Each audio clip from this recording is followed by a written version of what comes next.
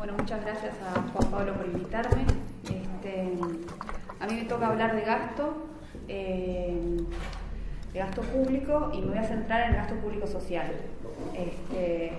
porque es lo que sé, básicamente, y porque además es el 80% del gasto total.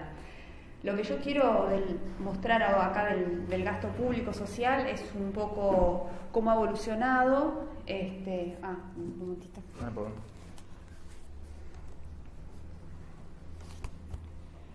Cómo ha evolucionado, qué características tiene, y bueno, y finalmente ver el gasto público, qué rol juega en la distribución del ingreso que tenemos. Y después, bueno, dejar algunas reflexiones, o sea, más que nada mostrar estas cosas que digo, y después dejar unas reflexiones para compartir con ustedes. Bueno, cuando hablo de gasto público social, como para entender un poco, es el gasto que realizan las agencias del sector público, sin importar si se financian a través de impuestos o de endeudamiento, y sin importar cuál es el organismo proveedor del servicio. Básicamente, básicamente lo que estoy tomando acá es el gasto acá puse los incisos que estoy considerando, más o menos es todo el gasto en salud pública, el gasto del Ministerio de Educación, del Ministerio de Vivienda, está el gasto del MIDES, está lo que gasta NEP, UDELAR, lo que gasta ACE, UTEC, después subsidios y subvenciones, hay un inciso ahí que pasa plata con fines sociales, el gasto del Banco de Previsión Social, las cajas militar policial y el gasto no sé, que bueno, eso es como más complicado, pero está ahí. Bueno, esa es la evolución del gasto público social en términos del PIB y en términos del gasto público total. O sea, hoy en día, que es el último dato que tenemos, es 2016, el 26%, el 26,5% del PIB es gasto público social. Hay un crecimiento importante de 2005 a la fecha, que lo podemos ver en términos de PIB y en términos de gasto total. Después, el gasto público social, por lo general, nosotros nos gusta verlo como en funciones, o sea, lo que es educación, lo que es salud, después está la pata de seguridad y asistencia social y una pata de vivienda y medio ambiente. Ahí entonces vemos cómo el gasto de esos componentes en función del producto. Por ejemplo, en educación, en 2005 se gastaba un 3% del PIB y ahora estamos en 4,8%. Lo mismo en salud, un crecimiento importante, bueno, en todos los componentes. La estructura de este gasto ha cambiado. En 2005 había un peso mayor de lo que era seguridad y asistencia social, y ahora hay un peso menor y ganó importancia lo que se gasta en educación y salud. Ahí en seguridad y asistencia social están las jubilaciones y las pensiones, ¿no? Para entender, o sea, están tipo lo que es AFAM, contributiva, no contributiva, seguro de desempleo, todas las políticas sociales de esa índole, pero también están las jubilaciones y pensiones. Asistencia a la seguridad social, ¿no? Por jubilaciones y pensiones. No, las jubilaciones y las pensiones. Todas, sí. Siempre. Sí. Bueno, acá después tenemos ese gasto público social, cómo es captado por los diferentes tramos etarios.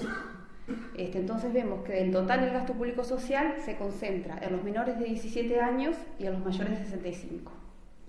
O sea, tenemos del gasto público social con una concentración importante en los mayores de 65.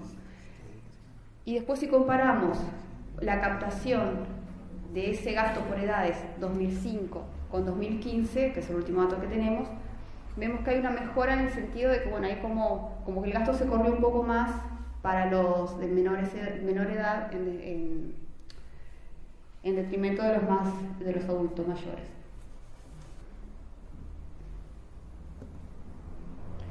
Bueno, también podemos ver el gasto por sexo. El gasto es captado mayoritariamente por las mujeres más que por los hombres, en especial en las edades más avanzadas, pero básicamente porque las mujeres viven más.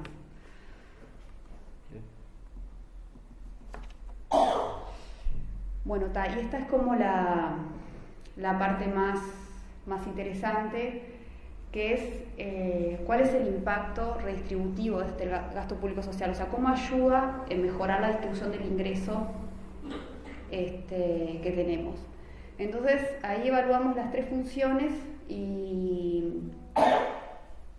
y ahí muestro un poco qué es lo que se está midiendo, porque no se está midiendo todo. Por ejemplo, en seguridad social no estamos viendo el impacto de las jubilaciones, porque es un tema complicado, es un tema complicado, pues explico un poco si quieren por qué. Y después en educación, por ejemplo, miramos el impacto distributivo de educación en su conjunto, pero también analizamos por separado educación primaria, educación ciclo básico, bachillerato, también vemos la UDELAR, que cómo juega, el plan CAIF y el plan CEBAL. Y en salud tenemos ACE, las policlínicas, Sanidad Policial y Militar, FONASE y Fondo Nacional de Recursos. Y después en seguridad social tenemos las AFAM, contributivas y no contributivas, la tarjeta Uruguay Social, las pensiones y el seguro de desempleo y tal, lo que es la parte del INGA. Bueno, acá como las limitaciones de la metodología es primero decir, cuál es el escenario contrafactual, o sea, si yo no tuviera, cuál es el ingreso sin política, ¿no? El ingreso antes de la política, eso hay que construirlo y hay una limitación ahí. Por ejemplo, nosotros pusimos el ingreso líquido, nuestro ingreso base es el ingreso líquido que tiene las jubilaciones. Después, lo que hacemos es decir, el trabajo que se hace acá es ver el ingreso de las personas en ausencia de la política y después le sumamos la política y miramos de vuelta cómo queda la distribución del ingreso, si mejora o empeora o qué pasa. Entonces a cada persona le imputamos monetariamente el beneficio de la política. Entonces, por ejemplo, para educación, a los que van a primaria le imputamos el costo, lo que me sale un alumno de primaria, se lo imputo. Entonces eso tiene obviamente limitaciones, porque el beneficio que a mí me reporta, que a un niño le reporta ir a la educación, de repente no es el costo.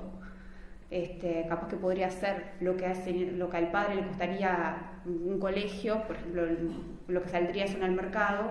Ahí, por ejemplo, estamos cargando las ineficiencias del Estado cuando hacemos esa imputación.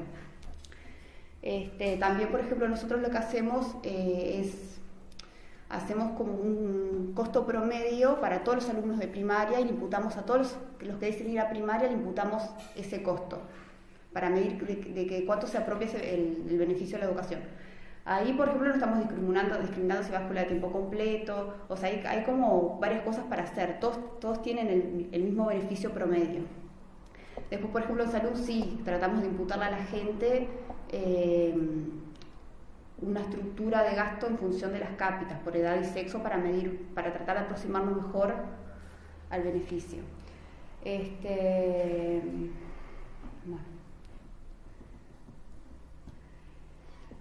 Y acá está el resultado. Esa gráfica estoy graficando el índice de Gini que habló Mauricio, o sea, es un índice que está escalado ahí de 0 a 100.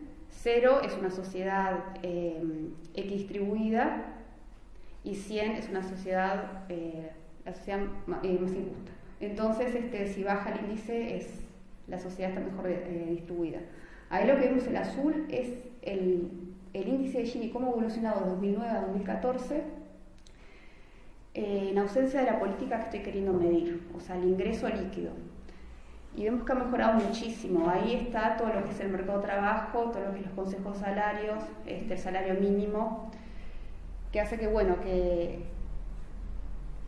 tengamos una mejor, que está buena esa mejora de la distribución, porque es como más genuina desde el mercado de trabajo. Y después entra la política de gasto, que hace que la distribución del ingreso mejore en 10 puntos, es una cantidad de eso, 10 puntos de Gini, pero yo me animaría a decir que no hay como un cambio en estos años analizados en el impacto que genera ese gasto. Que en realidad no es malo ese resultado, porque es como mucho más difícil generar un mayor impacto cuando ex ante yo tengo una mejor distribución.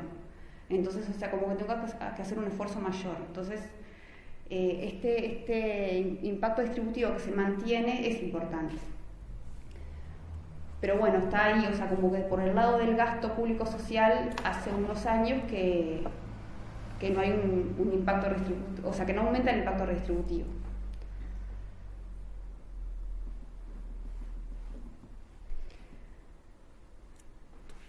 Y bueno, y acá es un poco lo que le contaba Mauricio, lo que le contaba yo, esos son los ingresos de las personas según deciles, o sea, de los que ganan menos el decil 1 a los que ganan más decil 10. Los ingresos de los más pobres han aumentado más que los más ricos, el ingreso de sin política, que hace que la distribución del ingreso mejore. Bueno, esta es como la más fea porque intenta como entender un poco ese impacto distributivo del gasto público, cómo se descompone. Si lo vemos por funciones, lo que es educación y salud generan un mayor impacto que lo que es seguridad social. O sea, el impacto más importante para mejorar la distribución del ingreso viene por educación y por salud.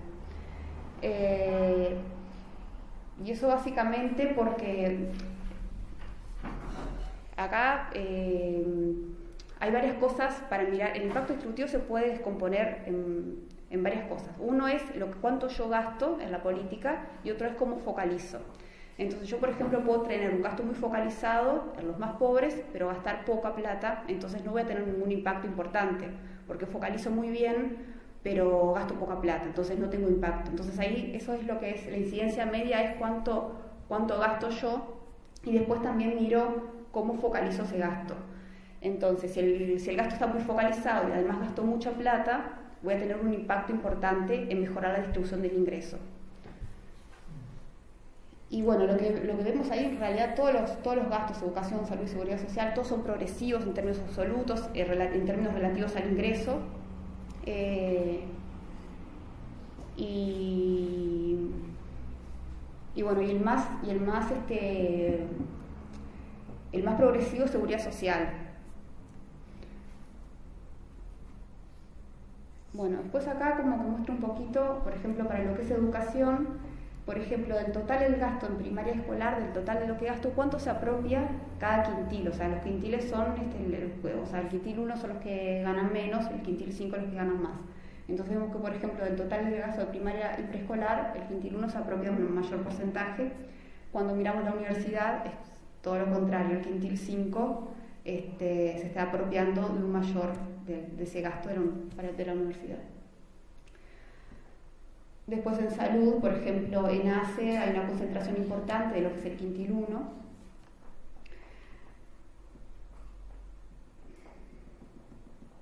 Digo, acá ahí está desagregado, pero yo se los dejo. Y después, seguridad social, tenemos, por ejemplo, que AFAN Plan de Equidad, lo que es el INDA, Tarjeta de Seguridad Social, obviamente son políticas donde el gasto es captado básicamente por el quintil 1.